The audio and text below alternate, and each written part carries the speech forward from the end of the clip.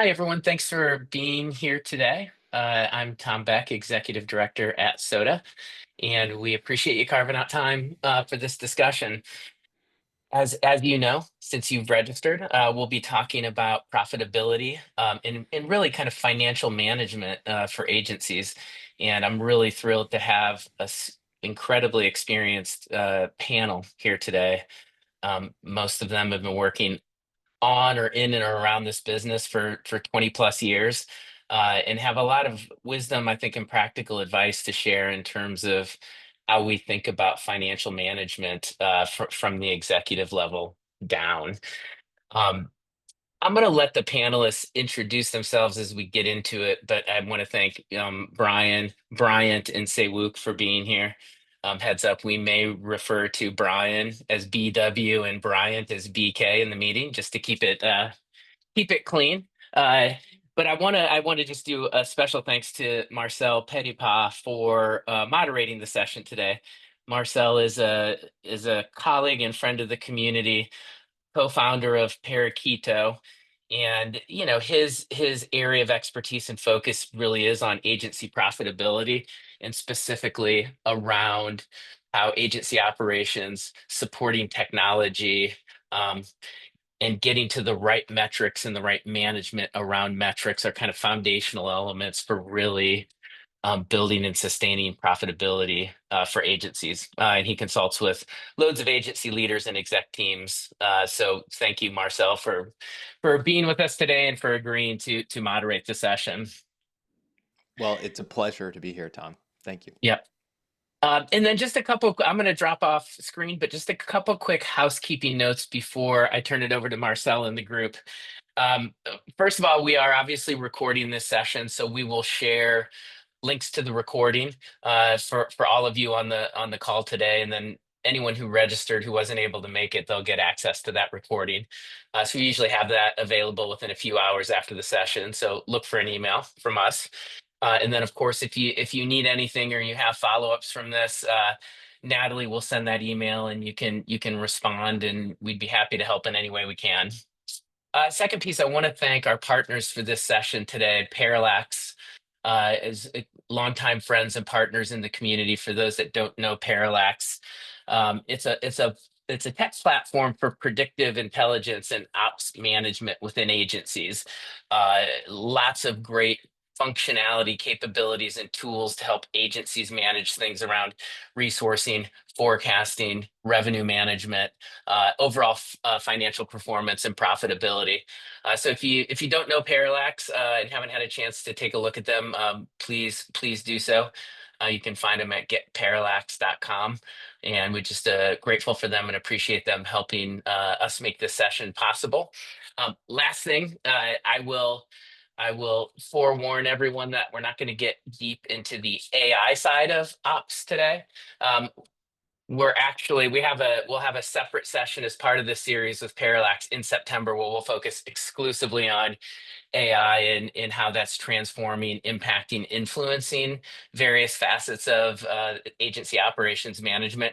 We will touch on it today, but it's not the focus of the discussion. And I think as Marcel and I were chatting yesterday, and even with the panelists, I think we can lose sight of the tech side of the equation and forget that there's still foundational, fundamental principles around profitability, profitability management, team management, and sort of how we execute that within our agencies and make decisions that are really divorced from the technology itself. And so I think we're going to stay really, really focused on those foundation elements of financial performance and ops management today. So without further, I guess last thing I will mention is if you have questions or comments along the way, feel free to use the chat pod, or you can pose questions in the Q&A, and we will try to get to those in line or in course with the conversation. So without further ado, thank you, gentlemen, and thank you all for being here. We're looking forward to a great discussion today. Amazing. All right. Thank you, Tom. Thank you, Soda crew, for having us all here. I'm really excited to dig in with BW, BK, and Sewook, three heavy hitters, very experienced agency pros here on a thing that I just can't stop talking about I love. It's the thing that I think about and talk about every day. And I'm pleasantly surprised that so many of you on August 6th have showed up to talk about this subject with all of us at a time when most people would rather be doing anything but being on a webinar. So I take this time that you've taken out of your busy day very seriously. I'm sure all four of us do. So, with all of that, let's start by introducing you to the folks that are here to kind of share their wisdom and experience with us. I'm going to start with, I'm just going to go based on who I see in order. So I'm going to start with Brian Williams. And the question here is, who are you? What do you do? And very succinctly, can you just describe like what kind of work you do at your firm and what the ownership structure looks like, pricing model, and how you approach work? So sort of a very quick version of that, just so everyone has some familiarity with your context. Sure. Thanks, Michelle. Glad to be here. Brian Williams. I'm the CEO at Viget. I'm also a co-founder. So we started the agency back in 1999. So we've been an independent agency for 25 plus years now.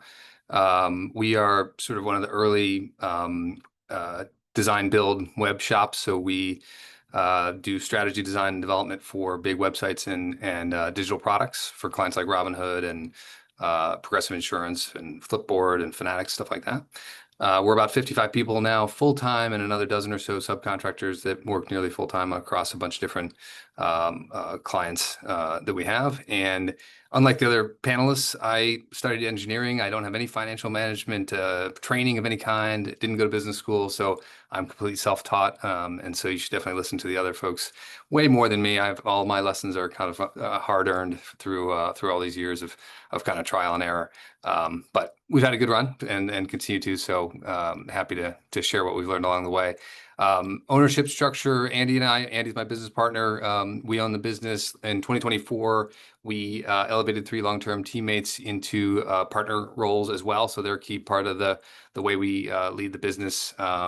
Zach runs sales and marketing, Emily runs people and culture, and Kelly runs work delivery. So it kind of handles the 3 major areas of that. And then Andy is our primary kind of finance person on that side of things. In terms of pricing model, we primarily sell by weekly bill rates. So happy to get into that more, but about 90% of our revenue is generated via weekly billing, which is, I think, again, after many, many years of trial and error, we determined that to be by far the best approach for billing our clients. Yeah, so that's my kind of quick rundown. Awesome. All right. Thank you, Brian, for that introduction. 25 years at the School of Hard Knocks. I'm sure you've learned a thing or two that people will be able to benefit from today. With that, let's go over to BK, Brian Kraus. Same question. What is it that you do at a high level, and quick overview of the firm, how it's structured, and how you guys approach your work? Yeah, thanks, Marcel. Bryant Kraus. I'm the VP of Finance at Instrument. We are about a 400-person design and technology company headquartered in Portland, Oregon. Our ownership structure is we are wholly owned by Stagwell Global, who's a publicly traded holding company. So that makes life interesting on the day-to-day. We're primarily a fixed fee, project-based. That's how that's our pricing model. It's based on an estimate of hours and time to complete the work, or hours and costs to complete the work. A lot of our projects are very short term. So we are doing a lot of project turnover.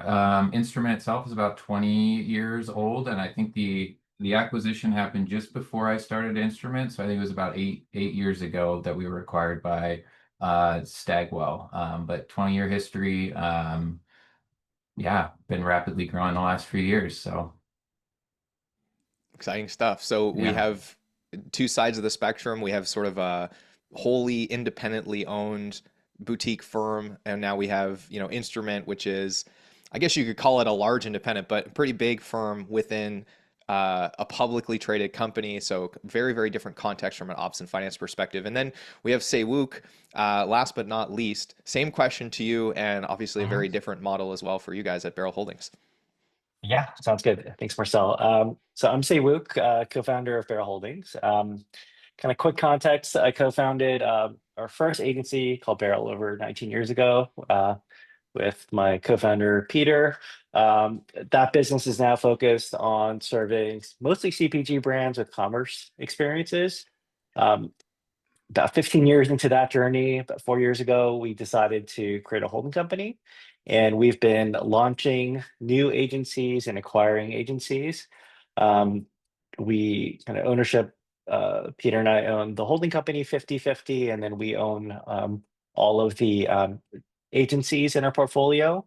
Um, Everything is self-funded, so we're not like a private equity firm where we have some directive to exit these businesses in any specific timeline. So it's definitely a long-term hold strategy. We have 8 specialized agencies now in our portfolio in different areas, all in kind of that marketing, design, technology space. So we have like a web maintenance agency, we have a Webflow agency, we have an Amazon marketing agency. So it's all kind of tangentially related in that way. Each business runs independently. So we have separate entities, separate P&L, separate teams, and different pricing models. Some are more project-based, some are more kind of retainer, fixed retainer amounts, some are hourly. So we kind of see the full range of the business structures. The one thing that we centralize at the holdco level is call it business operations, so finance, HR, legal functions. Amazing. So here's what gets me really excited about this panel, and part of what got me really excited when Tom reached out to say, hey, Marcel, you want to be a part of this panel that we're doing, is that we kind of have a cross section from 3 very distinct perspectives. And I think what that gives us the opportunity to do is understand what some of those differences are at a practical level in terms of operations and finance. But I think more importantly, also understand what are the first principles that are essentially consistent across all 3 of these contexts, the fundamental truths about agency profitability that, I think over pretty long careers, a lot of experience, a lot of exposure to these things through your 3 respective backgrounds, you've all sort of arrived at in your own way. Whether it was through trial and error or whether it was through, essentially like adopting best practices from an entity that's been doing this for a long time or having just a lot of exposure to a lot of different firms. This was something that really stood out to me about some of the preparation that we did earlier this week and the conversations that we had. And so to kind of frame the discussion today, I'm trying to work through 3 major components that I picked up from hearing all 3 of you describe how you run your firms. And those 3 major components are starting with the business model, right? So all of you were able to clearly articulate your understanding of your business model, but also your expectations of that business model and the way that you thought about it. Here are the metrics I pay attention to. These are sort of the things that I look at to figure out if things are good, if things are bad, and what I think our business is capable of based on how we've structured things, our team, our pricing, et cetera. All of you were able to articulate that in some way. So that's where I want to start. And I'm going to direct this first conversation at you, Brian, but I would love for everyone to weigh in on this one, which is what does good performance look like for you, right? So when you think about what are the ratios or the benchmarks or the targets that you're paying attention to, what does that look like for you? How would you define those things? And how do you know that things are going well or not well? Yeah. I'll start by saying it's all kind of relative and shifts depending on a number of things that we're focusing on. But generally, like what we're looking at is, 60 to 65% of our revenue is going to cover labor costs. That's our biggest expense. That's the range we're looking to be in. Lower is obviously better, but 60 to 65 is kind of the sweet spot for us. Operating expenses make up about 7 to 10% of revenue. And that leaves us with EBITDA of 25% plus. That's kind of the sweet spot. Do we always hit it? No, but we're trying, like when we're building our models and we're giving feedback on plans, that's kind of what we're aiming to hit. And we found what that translates to in terms of like what our individual teams and projects need to achieve is a 50% margin on the projects at a minimum will help us roll up and meet all those other metrics. And if you ask our founder how he came to that ratio, he doesn't have a good story, but the math is proven out over the years. So it's one of those ones where it was just experience told him that, and then we've since validated that it kind of works with the numbers and the way our organization is set up. Awesome. And I'm going to try not to do this the whole time, but I know that just looking at the attendee list, there's some people in here that are asking the same question in their mind, which is when you talk about gross margin, could you just dig in a little bit more to the nuances of how you guys define that at Instrument? Yeah, so for our teams, we keep it really simple. We don't burden their P&Ls with any sort of overhead or any operating expenses. It truly is their revenue less the expenses to deliver the work, so their labor, and then anything that they can't bill back to the client that we kind of absorb on our side. So it's a very simple P&L, and I think we'll probably we'll touch on that with some of your other questions later, but I think that is one of the keys for success for us, is keeping it simple and making sure folks can really understand like how they can influence that margin number. Awesome. Yeah, perfect. I appreciate you digging into the details there. All right, Brian Williams or say Wook, either you want to, yeah, let's go with BW. How do you think about what good looks like for you? What are some of the ways that you structure the metrics around that for your model? Yeah, I mean, specifically to financial performance, good is that we make more money than we spend in a given time period. So a non-negative number on the profit line is the priority. But the details of how that happens varies over the years. And I would say, it's interesting being an independent agency, a non-finance kind of founder. I think a lot of agency owners don't get into this to maximize profits. If you're trying to pick a career where you're going to make the most money, for the most part, jumping in to start an agency, digital agency over the last 25 years probably wasn't the best bet. But so when we think about focusing on doing great work, building a great team, all the other things, when I think about overall company performance, profitability is not always top of mind. Now, there's an element of that that has to be there. We kind of recognize and always have recognized from a pragmatic business point of view that if we can't be profitable consistently, the business won't function and we won't be able to exist. But I always think about performance first around staff satisfaction. So looking at things like voluntary turnover rate over a period of time. So it should always be less than 15% on your trailing 12 months. I think about things like client happiness, how much of our work is existing accounts that are growing, an indication that the work that we're doing, the clients are happy about. So there's a lot of kind of metrics that we look at that aren't directly tied to that. And if all those other things are going well, then ultimately the financial performance should be there. We think about it mostly around utilization and bill rate. And so we talked about this at the prep meeting the other day, but the idea of individual project level profit, we really don't think about that too much because we view our full-time staff expense, which is by far our biggest expense, right? 85 to 90% of our expenses are salary and benefits of full-time staff. That is what we have to be able to kind of exceed in our revenue generation. The way we do that, sell high, strong rates that the clients are willing to pay, and make sure that we're delivering value that earns those rates, and keep people busy. So we're looking at our utilization rates constantly to make sure that all the teams are as busy as they can be. So again, I think that one of the differences, the way we think about it, is mostly around billable utilization week to week, quarter to quarter, and so on. And these are numbers that we report back to the whole staff. We look at as a leadership team. Everybody's well trained on kind of how those numbers all fit together. But as long as we can maintain strong utilization, strong rates, and keep our expenses in check, we know we're going to do pretty well on the profit side. Yeah. And so that combination of utilization, average billable rate, of course, you contrast that to your capacity, that gives you a sense of how much revenue you should be able to earn with the business. And I'd imagine that ties back to some sort of high level financial benchmarks in terms of, this is what we expect to see for revenue, how much we expect to spend on our payroll, and then what we expect to spend on overhead. Does that Yeah, and it really comes down to, sound right? Looking at net revenue per full-time employee is ultimately, to me, the key number, and knowing that you have a expense per full-time employee number as well. And that's where you're, so we can monitor that all the time. We can forecast it out. We can set goals and know that, okay, if we're under $190,000 per person, per full-time employee, that's going to be a problem. If we're exceeding 230, that'll be a strong number. Those kinds of metrics are what we look at. You have to adjust those over time because salary growth will happen and average cost per employee will go up. And so you have to, increase rates to kind of keep up with that. But those are some of the metrics that we would look at. Awesome. Perfect. Okay. So we've heard from Bryant and Brian. Say Wook, same question to you. What does good look like for you guys at Barrel? Yeah, it's interesting because each business is different business model, but I'll kind of generalize. We set targets for revenue and EBIT for each of the businesses that we look at on a regular basis, definitely quarterly and monthly to see how we're tracking.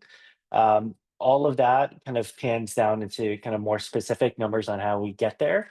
Um, Generally speaking, we have a target for gross margin, and that is essentially designed so that we call like project or delivery margin at the baseline when we're designing an engagement is ideally 70%. And then if we factor in kind of utilization loss, gross margin ending closer to 50%, and then SG&A expenses being somewhere in that 10 to 20% to land somewhere around, I'll call it 20 to 40%, which is a wide wide range for EBIT for these businesses. So I think it's those general benchmarks, but depending on the maturity of the business, the stage, the growth, the investments, like we set specific numbers for each business. Awesome. And one important Yeah. detail that we had discussed on Monday when we were talking about this was, your overhead. When I first heard your overhead benchmarks, I was like, oh, that number is lower than what we typically see in other firms. But I think an important detail there is because of the holdco structure, you're able to pull things like, legal and finance out of that for the parent or for the individual portfolio companies. Is that right? Yeah, definitely. So everyone gets the benefit of some of those non-billable resources being at the holdco. Awesome. Awesome. Yeah. And I mean, this is a quick tangent, but Brian, do you have a similar dynamic within the structure that you're in with there being some efficiency to overhead because of the holdco structure and maybe some of the shared resources there? Certainly, yeah, that's definitely a goal of Stagwell's is to create those efficiencies with centralized resources, and we've seen it more in the last few years. So things like legal and billing, and that we tend to try to centralize those and not burden each individual agency within. Awesome. All right. Well, we're going to come back to that because we're going to start talking about the dynamics, the team dynamics around this stuff. So I'm going to go back to Brian Williams for this one.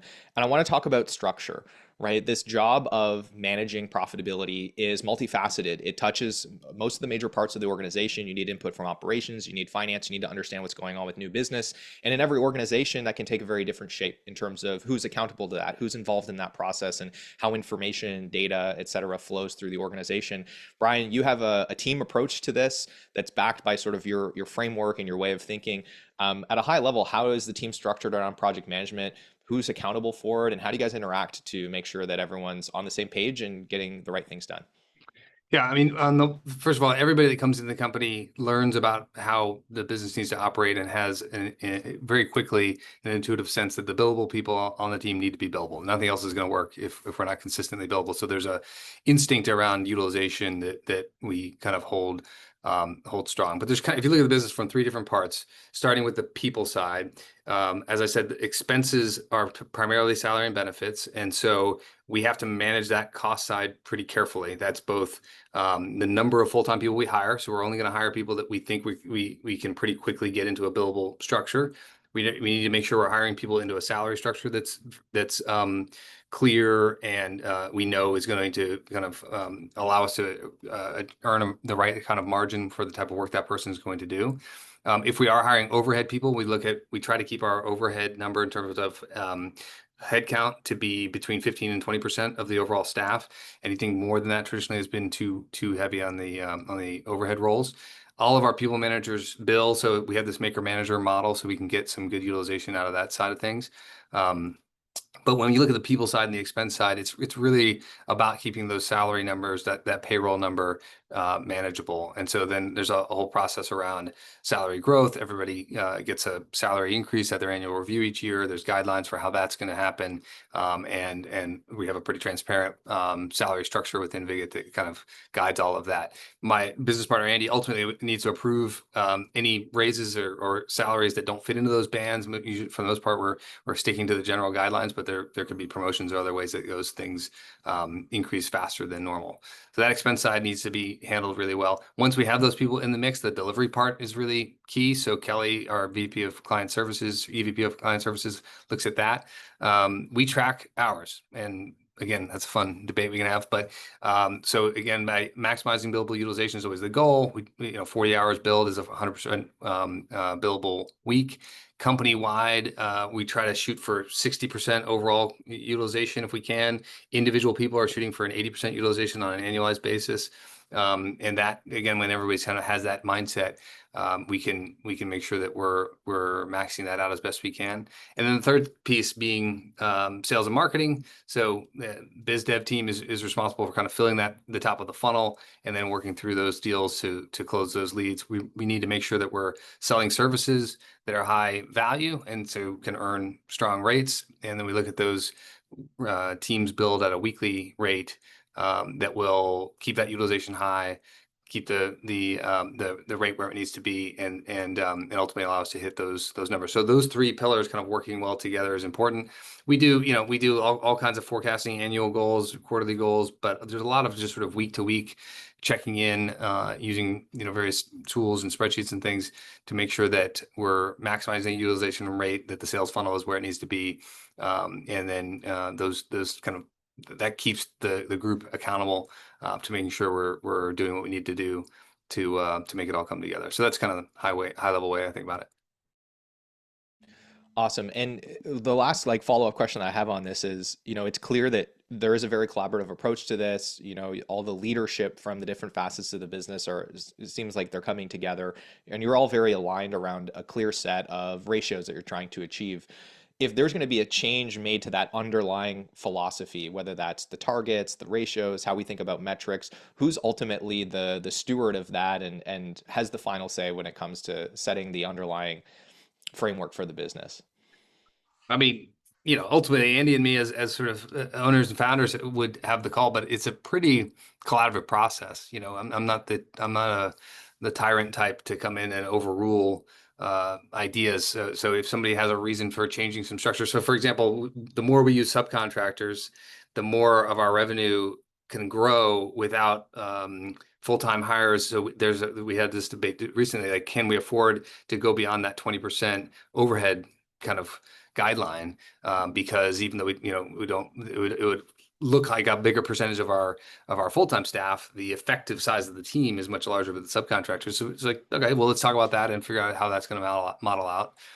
It's very sort of data-driven, challenge each other with some good ideas and then let the best ideas win. So I would say at the end of the day, again, like, it's on me as CEO to make sure we have enough money in the bank to make payroll and make everything come together. So you could argue it's that rolls up to my decision making, but it's a very collaborative process from the leadership team.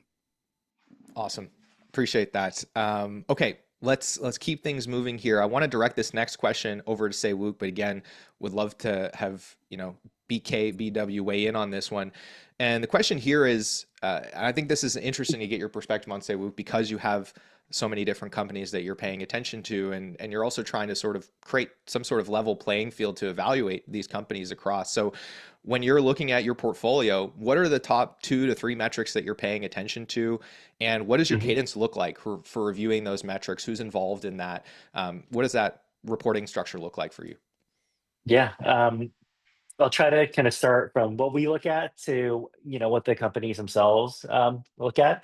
I think, at the high level, revenue, gross margin, EBIT, those are all, I'll call it, lag measures of what happened in the past month, quarter, year. That is really kind of our benchmark that we set and we look at regularly for each of the company CEOs. That being said, there's a lot that feeds into that. So what we're helping them do on a weekly basis is really understand their AR and AP. So from a cash flow management standpoint, oftentimes for these businesses, just really making sure that they're on top of receiving money, kind of the basics of the business of, are you receiving money? Are there aging receivables? Are you taking action? And then, what's going out from the business from a cadence, especially because a lot of our businesses use a lot of freelance and contract resources, just making sure that the timing lines up. The other thing is, as much as possible, trying to project the future. So a lot of the inputs from the team, they kind of go through their own biz dev meetings to develop pipeline of projects that they have. And what we try to do is convert that into a weighted pipeline to say, all right, what do we think the revenue is going to look like for the next 3 months? What's committed, what's projected, and where do we think we're going to land? And at a high level, do we need to make any decisions on, do we need to hire, or do we need to cut costs, or as much information we can glean from that, you know, just from the number standpoint. But yeah, kind of one step down from that, for the execution teams, they're looking at, the delivery margin, looking at project budgets on a weekly basis.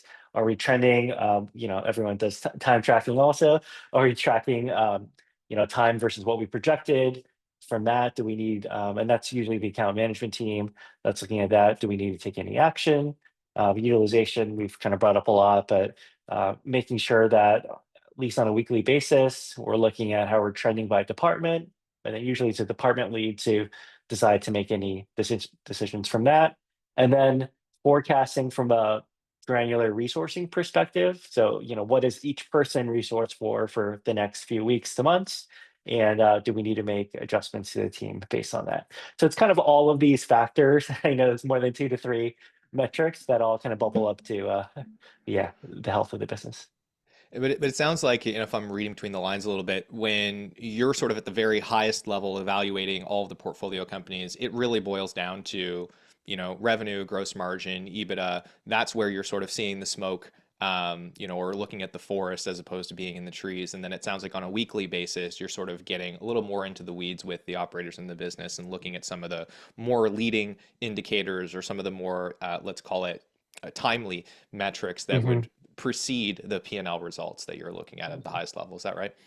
Right, exactly. And depending on if there are challenges, we could get pulled in and support on helping inform those lead indicators. Yeah, awesome. Yep. Now, there's an interesting question that just came in from Alex at Odd Common that I think would be interesting for the group to weigh in on. I'll start with you, Seiwook, but it'd be interesting to hear both from Brian and Bryant, because you guys have both experienced changes in scale within your business, and in some cases, massive inflection points in terms of like the scale that you operate in, which is like, how has scale, maybe is a better way to frame the question, impacted the way that you look at numbers? Has it added numbers, removed numbers, or changed the way that you evaluate the performance of your business? Yeah, let's talk about that. Has scale had any impact on that? And if so, what impact has it had? Um, at the high level, I think we try to keep things simple. So it applies to a 10-person company or 100-person company, from how we look at it. I think the granularity of execution can vary, and that's something that we're working through. Is, how much data is too much data for a 10-person company?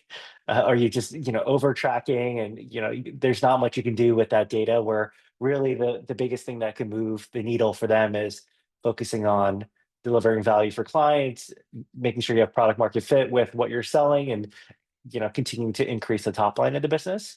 um, so I think, yeah, at the core, not that different, but yeah, that is something that we're kind of working through, is, what is the right level for each scale of business.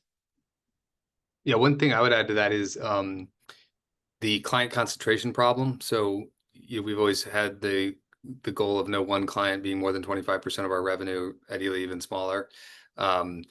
It's hard as you're growing and scaling, particularly around one large client that seems quite stable. It's you want to grow the other parts of the revenue, not necessarily kind of limit the growth of one account.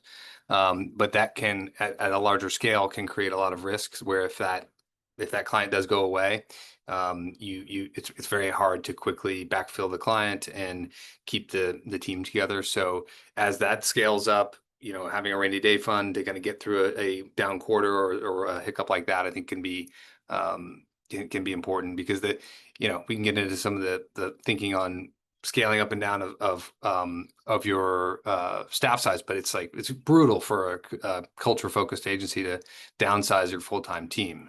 So the idea that you're going to quickly lower your expenses when work slows down is I think for most of us quite unrealistic. So you have to be very careful about that. And so the client concentration number is something we've paid more attention to as we've grown.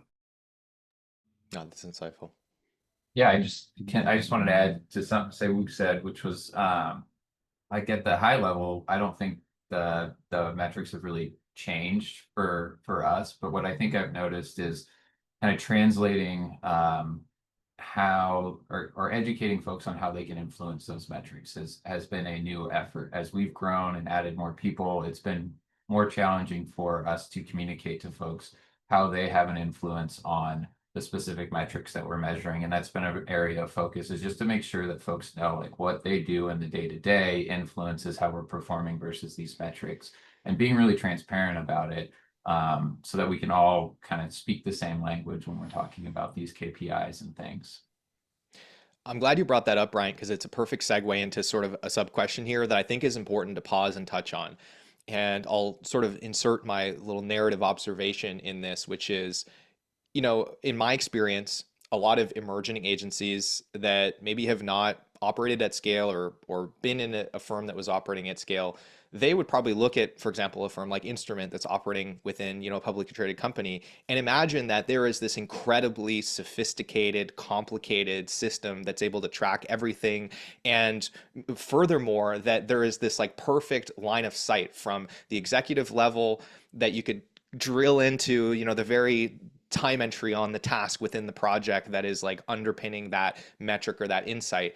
And in my experience, the opposite is true, but not in the sense that there isn't a level of sophistication there, but in that there's an observation that all of that operational drag does not actually have a net benefit, and that it's actually often that precision comes at the cost of accuracy.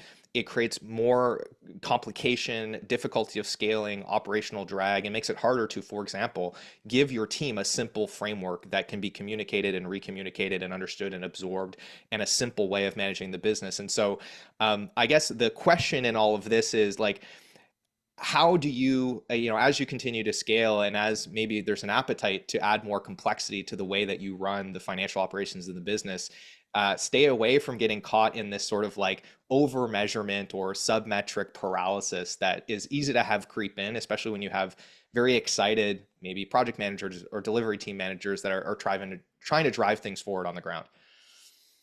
Yeah, I am definitely guilty of wanting the most data and metrics. Like, I resonate with your hat.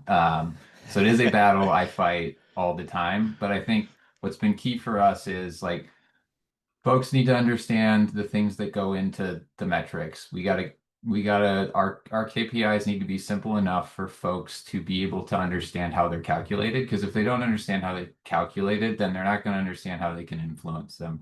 And then the folks who are leading our teams, they need to understand kind of the click down of, okay, my metric is trending off track.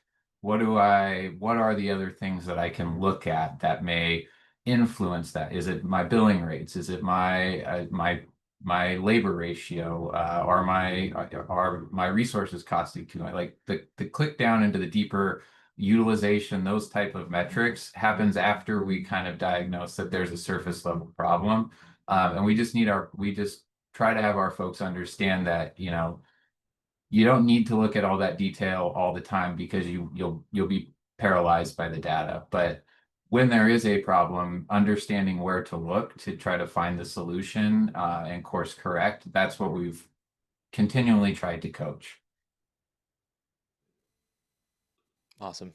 All right, I'm going to keep things moving. I'm sure we could talk about that one for a while, but I think that's a great insight, and it touches on an important idea, which is like there's data you need all the time, and then there's data that you need some of the time. And anecdotally, I've just seen this to be a trap where we spend 10 times more operational time, energy, whatever, measuring something that we look at 3 times a year, as opposed to just like spending 40% more time 3 times a year to look at it, which on the net is like a lot less expensive actually from an operational perspective. Just making sure the data's there, but maybe it's not perfectly structured, and yeah, you got to do a pivot table, but like, anyway, it's a big idea. I digress. Well, let's talk about forecasting. So the first part of this conversation was, I think, really focused on at a high level the model, right? So how do we think about the business? What does good look like for us? What is our mental framework for the checks and balances that we have within the business to know that we're set up for success? And then the next piece that all of you have touched on to some extent is now being able to look forward and know ahead of time, are we on track to accomplish some of these goals that we have for the business? Are we on track to realize the potential that our business has? So we'll start with Brian Krause again, and then we'll kind of go around to the rest. How do you think about forecasting within your business today, and just this ongoing battle of balancing the people on your team to the demand that you have coming into the business? Yeah, that is the ongoing battle. We are always on. We have a kind of internally built forecasting tool, so folks always have kind of visibility into what we're projecting for revenue, what we're projecting for labor.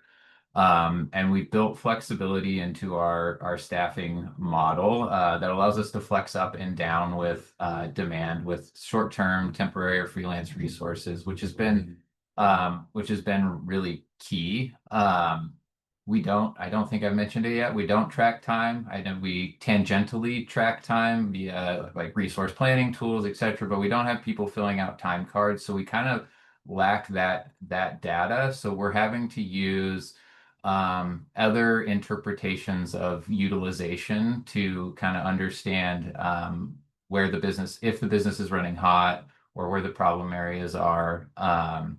We used to handle this more at a like a team level. So the teams we have kind of we're structured to have currently 5 teams that kind of operate as their own independent agencies within Instrument.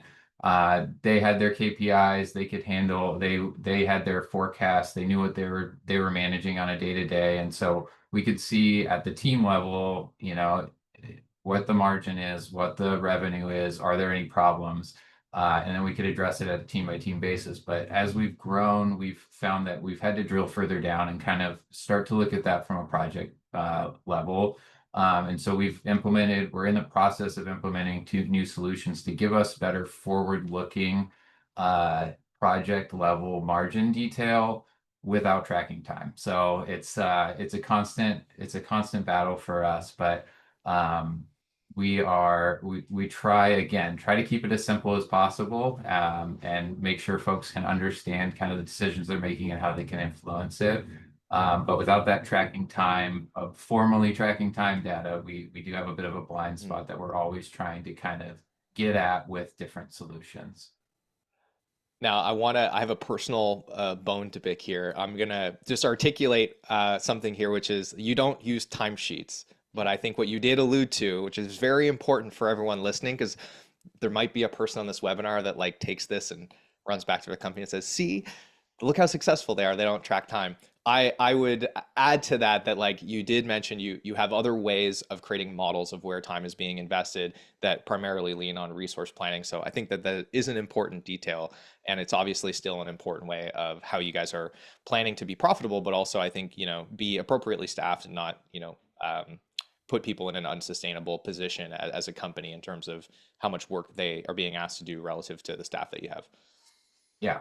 Yeah. And I think just to emphasize, we try to have, 15 to 20% of our labor coming from kind of flexible resources. We found that that gives us the ability, I think that completes the answer to your question. The ability to flex up and down with demand, and that we found that 15 to 20% for our size business is pretty good.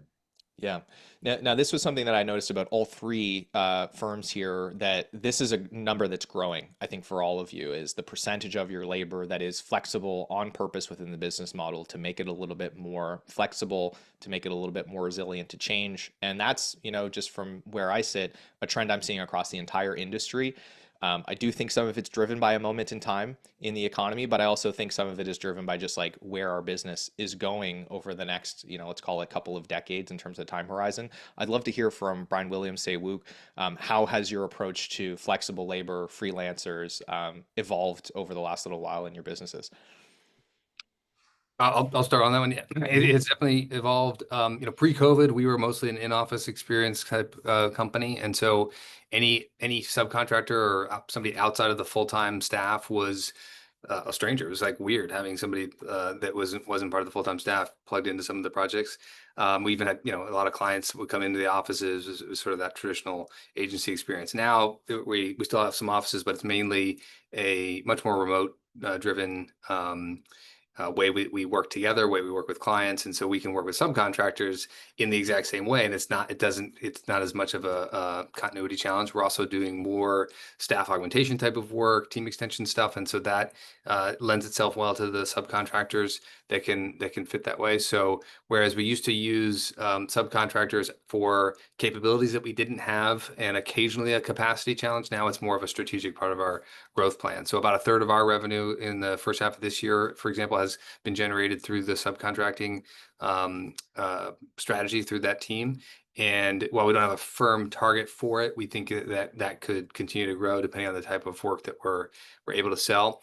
And I would also say that the main benefit of it, or one of the main benefits of it, is that we can keep our foot on the gas on selling. So we're always selling hard, and we don't let our full-time capacity limitations slow us down from selling. So now we know we can sell hard, win new work, and if the full-time team is booked up, then we can supplement it with the subcontracting network that we've been able to build up and kind of cultivate and invest more time in. So it's evolved a bunch. It's given us a much needed boost on the utilization side. We used to kind of keep a little bit of a bench so we could jump on new projects as they came in, but that's just basically just eating into your profits. You're just kind of having a lower utilization with that model. And so we're trying to be a little bit more sophisticated about how we think about it there. Have you explored offshore contractors more, Brian, in the recent years? What does that look like in terms of the mix of onshore versus offshore? And I'd say, Luke, I would ask you the same question as you answer. Yes, we have, but mainly just in the search for the best talent for the various roles we have that we're looking for, not really from a cost saving standpoint. That's been our approach so far. Nice. Yeah, all right. For us, largely similar story. With the first business, Sparrow, we're very much like a full-time in-person New York City team. We had another office in LA, and it always felt like the LA team was a second class employee to the New York team, which is the headquarters. But kind of post-COVID, where everyone is remote, it kind of normalized the ability for everybody to be anywhere in the world. So with subsequent businesses, we've been hiring people, some completely remote across South America, Europe, Asia, really international from a team standpoint. And some of it, it's by design from a cost standpoint, and just finding kind of great talent everywhere in the world. And then others, it's the ability, to Brian's point, of flexing up and down if needed on a much shorter time horizon than a full-time kind of US based employee. So we've definitely embraced that. For some of the businesses, they still maintain a very strong kind of full-time base, and 10 to 20% kind of flexible. Other teams are almost 100% kind of all variable contractors. That works really well for, we have a maintenance agency where all the work is variable, and the labor is variable, so it kind of aligns very closely one-to-one with the work that we're doing. So it's it's kind of all over the place, but definitely over the past 5 years, it's gone a lot more contract based. Okay, so I want to wrap all of this up in sort of one final question on the forecasting piece. And this is, I'm going to try to articulate this question in a way that doesn't throw us down a 60-minute tangent here. And I'm also going to try to mix in a great question from Sarah Patterson here, which is the difference between planning what's happening with a high degree of certainty. So this is like at the delivery level. We have these contracts, we have these people, who's doing what, how do we keep the team busy over the next few weeks? That's like one very important job. But then there's this other job that I think the three of you are involved in, which is this much more uncertain, probabilistic, risk-based assessment of the future, and the decision to choose a path regardless of a high degree of uncertainty. And it's influenced by a whole bunch of different things, right? So in practice, it's like, well, how much cash do we have? So that's an interesting question that Sarah asked, is like, how much cash do you keep as a reserve? And then the second question is, what does our pipeline look like? What's our confidence level in the pipeline? You might have a macroeconomic lens that is either consciously or subconsciously being applied to that. And then you have the labor that you have on staff.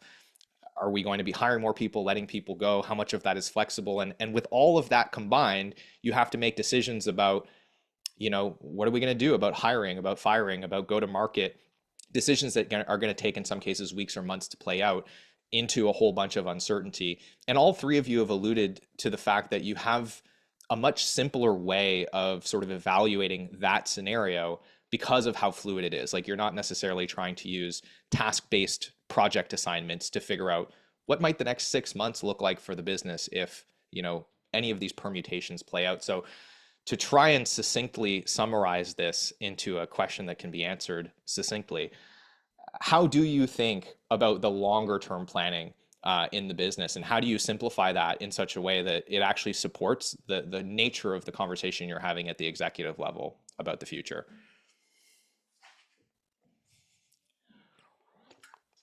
Who's going? I'll go. Yeah. My quick thought on that is, you know, the long range. So think about growth. Like we think about growing Viget and could be, you know, we could be 100 people or more, but growth is always the result of other things going well. If we're doing great work and we have more demand from clients coming in, if we're doing the right things on the recruiting and community side, we have great talent that we want to hire, then great, those things come together and we'll do it. But we don't have to grow. We can stay small, and as long as we're delivering work that we're proud of, generating revenue that exceeds our expenses in enough to create a healthy profit margin. That's the main kind of thing, month to month, quarter to quarter, year to year. And so we set out the goals around, you know, we project as far as we can in the future what our revenue is going to be, what our net revenue per head will be, and expenses and all that kind of stuff. But it really comes down to great work, great team, and you know, financial health. Quick point on the expense side and kind of how much of a rainy day fund to have. You know, people say, I think Tom said in there 3 to 6 months. I mean, people say 2, 3 months. I mean, the thing is, if you have like $1 million a month expense line and you're talking about saving $6 million just sitting in the bank as a rainy day fund, that pretty quickly gets to be a bad plan. So to me, that it doesn't have to be a huge number, and it can vary depending on like how your forecasts are and how stable your clients are and client concentration, all those kinds of things. But it's, you know, you need at least a month or two accessible. I would also recommend a line of credit, get that when things are going well, and to have kind of a bunch of different levers you could pull in an emergency, but also don't get to the point where you're in such an emergency that you have to, you know, go through a whole couple of months of expenses before things start to balance out. But again, we can get into more details on that somewhere other time. Anyone else before we move on? Yeah. I can add to that. I think something for us is just understanding the you touched on it, the flexibility. Every time we do a forecast or a budget process, we're as an executive team pushing out, looking 3 years into the future, but we're also understanding like what are the levers we have to pull if 6 months out this plan isn't tracking to what we've put on paper here. And so I think that's been the most important part, is just understanding what those levers are and what those decision points are, or what the time horizon is for decision points when we need to make a decision to change our plan. Like I said, our labor is our biggest expense. It moves slow. We have flexibility in it, but it moves slow. If we need to make a significant change, either to staff up or to staff down. So we need to understand like what are the things we're looking for in the next 3 months that influence our 6-month plan, and kind of know the time horizon for those decisions. Anything beyond the current year is very gestural. It's based on, you know, assumptions, revenue per head count, or just knowledge of our specific client accounts. But those are all, you know, those change daily, really. Like those are just, yeah. So that's all I'll say on those. Yeah. Awesome. Say, Wook, anything to add to that before we move on? Yeah, I'll just make a quick note on the cash reserves question. I would say that some of the big factors there are, yeah, how I think Tom mentioned how long your AR cycles are, but also if you're in a business where clients prepay you for a lot of work. We've had situations where clients said, all right, we'll pay you for the next 6 to 12 months in December for budgeting reasons, and you're sitting on a whole bunch of cash. Yeah, wouldn't be wise to just distribute all that money, because you'll need it coming up. And the other thing is, in instances where we've had too much cash reserves, it kind of masked, you know, problems that we had in the agency where we were delaying like performance management issues, because we're like, all right, it's fine. Like, you know, if there's low utilization or, you know, underperformers, we would just keep it going because we had the money to fall back on. So just other things to think about from a cash standpoint. No, good things to add there. All right, so we're coming up on time. I want to try to wrap with somewhat of a big question, but what we haven't really covered is systems. And we probably don't have the time to cover systems, but if you could boil it down, you know, considering everything we've talked about today, so how you think about the metrics and the framework within the business, how you think about forecasting, and then of course, how you think about instrumenting the systems in the business to measure all these things, to keep people empowered. based on everything that you've learned up to this point in time, if you had to boil it down to 2 or 3 key takeaways or principles for those that are here listening to take away, what would be the most important things that you would impart on them? And then and then if you could close out with what's the one thing that you're currently working on, trying to get better at in this area. So we'll start with maybe we'll go back to you, Say-Wook, and then we'll come back across to close things out. Yeah, I think Brian mentioned this earlier. Spend less money than you make. I think that's a core principle that is kind of falls along with the making sure your business model works. Um, I think as long as you're delivering value for clients and they're paying you for that value and you're able to deliver on it at a profit, I think the business kind of makes sense and is simple from that perspective. And then the just minding the cash. I think if you do accrual-based finances, it can easily mask a cash situation on what's actually happening in the business. So especially small or large business, stay on top of your AR and AP from a kind of more day-to-day management standpoint. I think the biggest thing for us that we're working on just having the right level of process at each business level, kind of on the earlier question of, what's right for a 10-person agency versus a 100-person agency. We're kind of navigating that because we don't want to overburden a small team, and we also don't want to have enough information for a larger team. So I think that's the biggest thing that we're currently working through. Nice. Sound advice.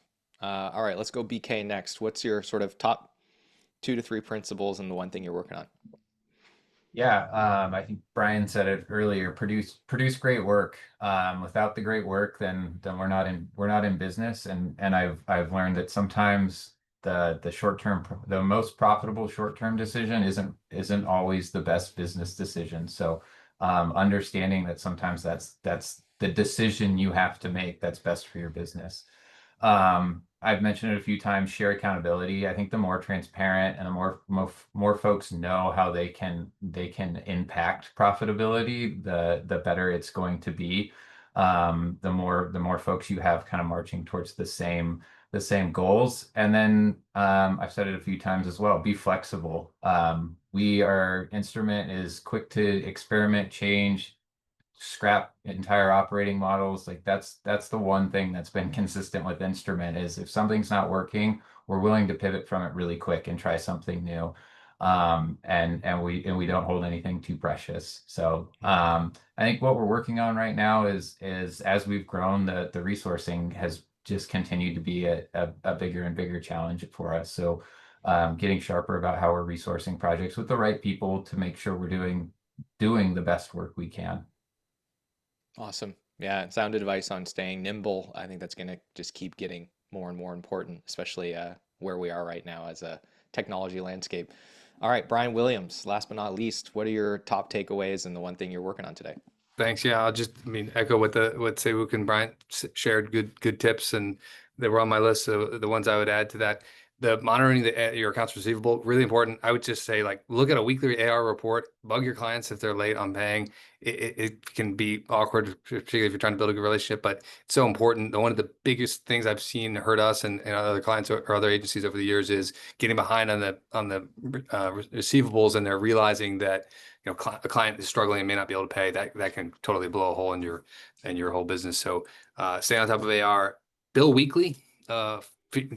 Hourly time and materials with a cap is a disaster, in my opinion. And then also, in my opinion, fixed costs, particularly if you're building software, also a disaster. So weekly billing model, which is sort of like a sprint billing model, is really great. And so those are a couple thoughts. The one thing we're working on is just how to get better on the subcontracting model, when to hire, when to bring in a sub, how to do the financial forecasting around that. Is a high priority for us. Amazing. Some great tips and takeaways. I'll echo what everyone shared here. All some really important stuff. And also I'll echo, abstracted time and materials models for complex engineering stuff. That's a great business model if there's a lot of risk in the work. So look into that. It's being done. And with that, let's welcome Tom back to close us out. And please join me in the chat in thanking these 3 awesome folks for taking time out of their day to share all this with us. Yes, thank you all, and Marcel for moderating, and Brian, Bryant, and Say-Wook for sharing your expertise and perspective here. I know many of us kind of share this as in some ways this is a very simple business to run, but it's also a very hard business to run. And I think we are often looking for secret formulas, or deeper sets of metrics that might be the skeleton key to really unlocking solutions. And I think that the reality is there's a small number of levers to pull on. You have to be laser focused on those, and not get distracted with ancillary or secondary solves that feel like they might be sexy just because they're more complex. I think the simpler solutions often are the right ones, especially in our business. And I just appreciate the historical perspective from all of you guys, just kind of confirming, and whether you learned it through the School of Hard Knocks or whether you learned it in business school, I think doesn't matter. The only thing that matters is what's working in practice. So thank you again, all for sharing generously of your time, and also candidly about your businesses and how they're structured. We hope for the audience, this was helpful.